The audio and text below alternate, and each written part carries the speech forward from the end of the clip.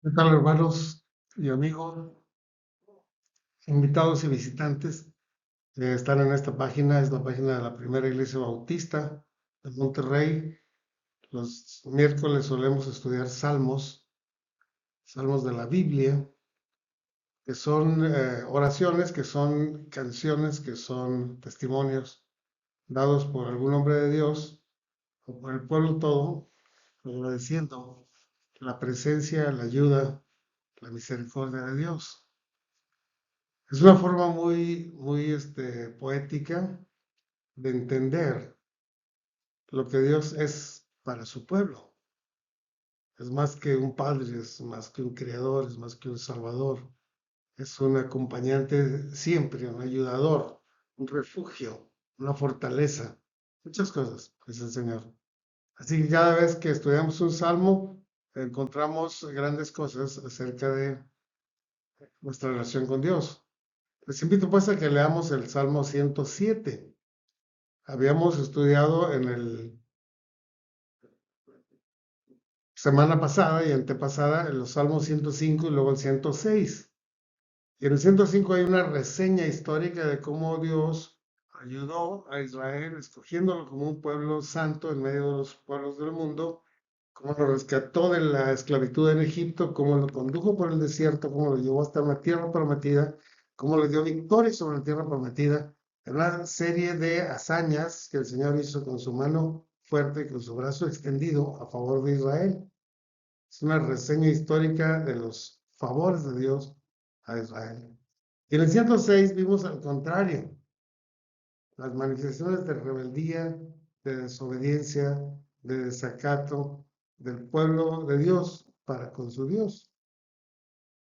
Ese fue el pago que Israel dio a nuestro Dios. Pero Israel nos está representando. Nosotros también hemos sido rebeldes, hemos sido desobedientes, hemos sido apáticos, hemos sido carnales, mundanos, alejados de Dios. Hemos hecho contristar al Espíritu Santo de Dios en nosotros. Y es bueno que veamos lo que pasó con Israel y lo que nos pasa con nosotros y que lo reconozcamos y que pidamos perdón al Señor a tiempo, porque el Señor es misericordioso.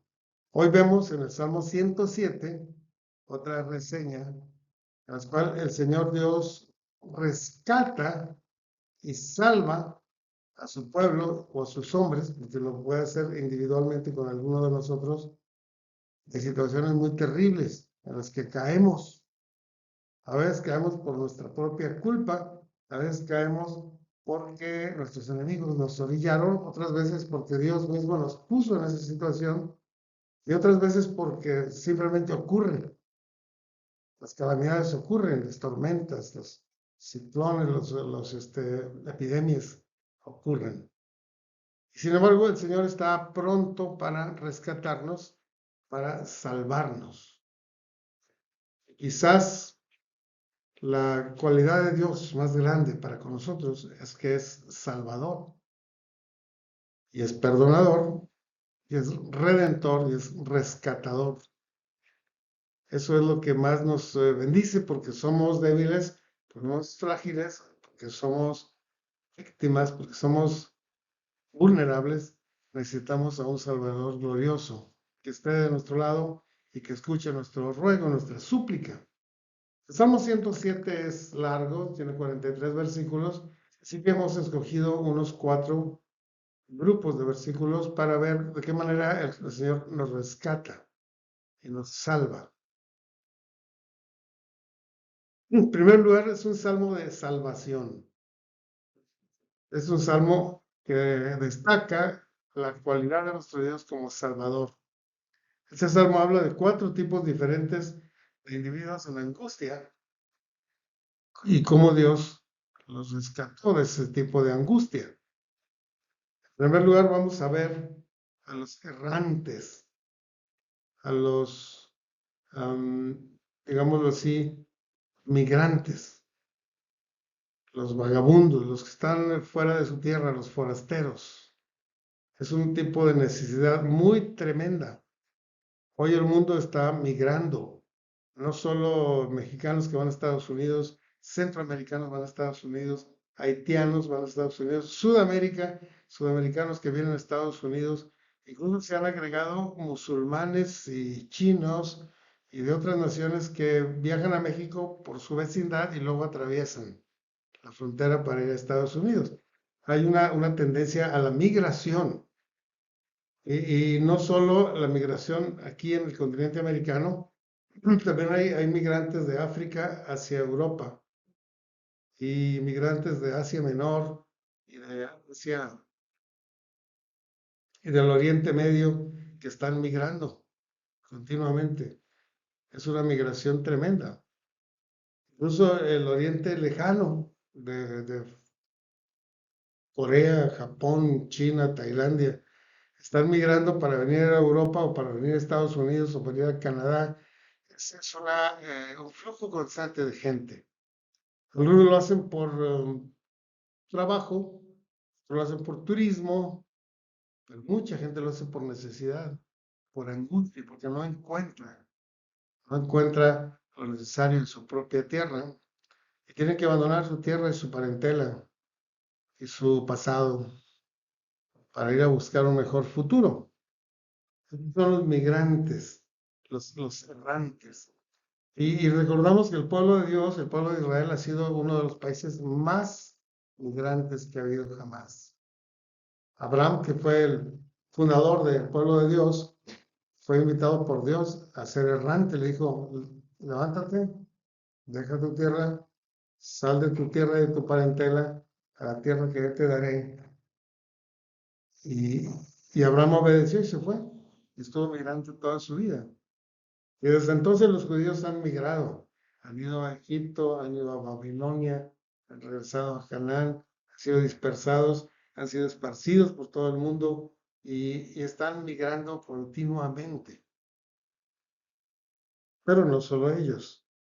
Vamos a ver lo que dice este salmo en los versículos 4 al 9, que dice, sí, anduvieron perdidos por el desierto, por las soledades sin camino, sin hallar ciudad en donde vivir, hambrientos, sedientos, y su alma desfallecía en ellos. Entonces clamaron a Jehová en su angustia, y lo libró de sus aflicciones. Los dirigió por un camino derecho, para que viniesen a una ciudad habitable. Alaben la misericordia de Jehová y sus maravillas para con los hijos de los hombres. En cada una de las estrofas se ve este versículo que dice, alaben la misericordia de Jehová y sus maravillas para con los hijos de los hombres. Porque Dios sin duda se compadece de nosotros. No hay gente más necesitada que los migrantes. No tienen casa, no tienen amigos, no tienen familia, no tienen nada. Probablemente no tienen el dinero, no tienen la comida, no tienen la salud, no tienen protección, no tienen defensa, no tienen identidad. Están renunciando a todo por tener un futuro mejor. Por supuesto que la mayor parte de las veces es un futuro peor. Y viene la persecución, y viene el rechazo, y viene la discriminación, y el odio de los pueblos a donde pasan, la explotación sexual, y el crimen, y el asesinato, y son víctimas de muchas cosas. Dios quiere que como pueblo suyo, si nosotros estamos bien ubicados en nuestra ciudad, en nuestra casa, en nuestro trabajo, nuestro empleo, nuestro negocio, ayudemos a esta gente. Ayudemos de muchas maneras, en lo económico, en lo social, en protección, en lo espiritual. Nos arropemos porque es gente muy necesitada. Y el cristiano mismo es un migrante porque nosotros no pertenecemos a este mundo. Aunque yo nací en Guadalajara, no soy tapatío. Pero yo crecí en Tampico, no soy tan pequeño. Aunque yo vivo en Monterrey, no soy regiomontano. Yo soy celestial. Y todo creyente en Cristo Jesús es celestial. Y vivimos aquí mientras. Y debemos tener misericordia de los migrantes. Porque Dios tiene misericordia de los migrantes, Él los guía por camino recto a una ciudad habitable y escucha sus ruegos. Debemos alabar la misericordia de nuestro Dios. Luego, en segundo lugar, vemos a los prisioneros. Unos son los migrantes que andan por ningún lado, que no tienen casa, y otros son los prisioneros en su propio país, en su propia tierra o en cualquier otra parte, pero están presos, están detenidos, han perdido la libertad. Es otra situación de angustia terrible. No puede trabajar, no puede generar dinero, no puede cuidar de su familia, no puede ver a su familia. Los prisioneros son gente verdaderamente angustiada. Fíjense lo que el Señor hace, los versículos 10 al 16. Algunos moraban en tinieblas, en sombra de muerte, aprisionados en aflicción y en hierro. De aquí no sales. Por cuanto fueron rebeldes a las palabras de Jehová, aborrecieron el consejo del Altísimo, hicieron maldad y están pagando sus culpas, sí. Por eso quebrantó con el trabajo sus corazones, cayeron y no hubo quien los ayudara. Pero luego clamaron a Jehová en su angustia y él los libró de sus aflicciones. Los sacó de las tinieblas, de la sombra de muerte y rompió sus prisiones. Alaben la misericordia de Jehová. La Biblia está llena de prisioneros que fueron libertados. Recordamos a Pablo, que estuvo preso muchas veces y fue libertado. A Pedro y Juan, que fueron encarcelados y azotados y fueron libertados. A José el Soñador, que estuvo en la prisión muchos años y salió para ser el príncipe de Egipto. Y recordamos a Daniel, que estuvo preso en la fosa de los leones, con leones hambrientos, el Señor lo rescató de ahí. A Jeremías, que cayó en un pozo y luego en la cárcel. Y Jonás, que estuvo preso en el vientre de un gran pez, etc. Pero el Señor Jesús vino para dar libertad a los cautivos. Así comienza Isaías diciendo del Mesías, que viene para dar libertad a los cautivos. Y la libertad, sin lugar a dudas, es el tesoro grande que solamente Dios puede dar. Porque a veces estamos presos por la ley, pero a veces estamos presos de nuestros propios vicios. Así que debemos entender que el Señor viene a dar libertad y debemos alabarle por eso. Si un día quedamos presos del crimen o de la ley o de cualquier ejército extranjero, debemos clamar al Dios de la libertad para que nos libere, porque Él se especializa en libertar a los cautivos. Luego vemos que también es un salmo de salvación para los insensatos.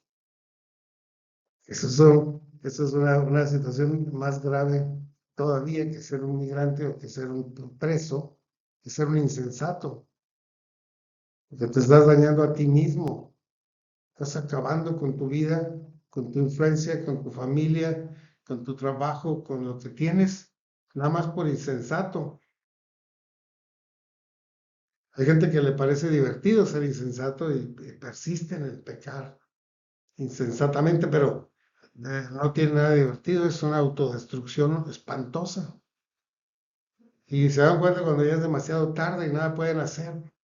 Están pagando las consecuencias de su extravío, de su insensatez. Vamos a ver qué dice la Biblia, cómo el Señor rescata a los insensatos en los versículos 17 al 20. Dice, sí, fueron afligidos los insensatos a causa del camino de su rebelión y a causa de sus maldades. Su alma abominó todo alimento, llegaron hasta las puertas de la muerte, pero clamaron a Jehová en su angustia y él los libró de sus aflicciones. Envió su palabra, los sanó y los libró de su ruina. El Señor es el único que puede transformar nuestras vidas, el que puede cambiar nuestro carácter, el que puede limpiar y cambiar nuestro corazón, el que puede darnos un espíritu recto, el que nos puede dar sabiduría de lo alto. Si reconocemos que hemos actuado insensatamente, tiempo de pedirle, Señor, líbrame de esta insensatez y de las consecuencias que ha traído. Crea en mí un corazón limpio y renueva un espíritu recto dentro de mí. Esa oración la hizo el rey David cuando había pecado espantosamente, algo que nadie más ha hecho. Sí lo habrán hecho, pero no les hemos dado cuenta, pero el rey David tomó la mujer de uno de sus hombres de confianza, la hizo suya, la embarazó y después tuvo que matar al soldado amigo para que no se supiera. Cosas terribles. Y de otros hemos hecho cosas parecidas. Pero se llama insensatez, aparte de pecaminosidad. Así que debemos de clamar al Señor porque solamente Él puede transformar nuestro carácter, nuestro corazón, nuestra mente y perdonar nuestro pecado. Y límpiame de mi maldad, dijo el rey David en el Salmo 51. Es muy hermoso ese salmo y hace ver cómo el Señor rescata a los insensatos. Ahora, finalmente vemos también a los que están sacudidos por la tempestad. Estos no están presos, no son migrantes, no son insensatos, pero les ha venido una calamidad tremenda. En su trabajo, en su enfermedad, en su este, entorno, ha habido un ciclón, perdieron su casa, perdieron todo. Son en Acapulco, cosas así. El Señor, aquí en 23 al 30, vemos lo que hace el Señor con los que están asolados por una tempestad. Dice, sí, los que descienden al mar en naves y hacen negocios en las muchas aguas. Ellos han visto la obra de Jehová y sus maravillas en las profundidades. Pues habló e hizo levantar un viento tempestuoso que encresparon las ondas y las olas y suben a los cielos y descienden a los abismos, sus almas se derriten con el mal. Tiemblan y titubean como ebrios y toda su ciencia es inútil. Entonces claman a Jehová en su angustia y Él los libra de sus aflicciones. Cambia la tempestad por paz, sosiego, y se apaciguan las ondas. Y luego se alegran porque se apaciguaron las ondas y así los guía a un puerto hermoso, un puerto seguro donde ellos desean estar. Me llama mucho la atención que el alma se derrite por el peligro, por el mal.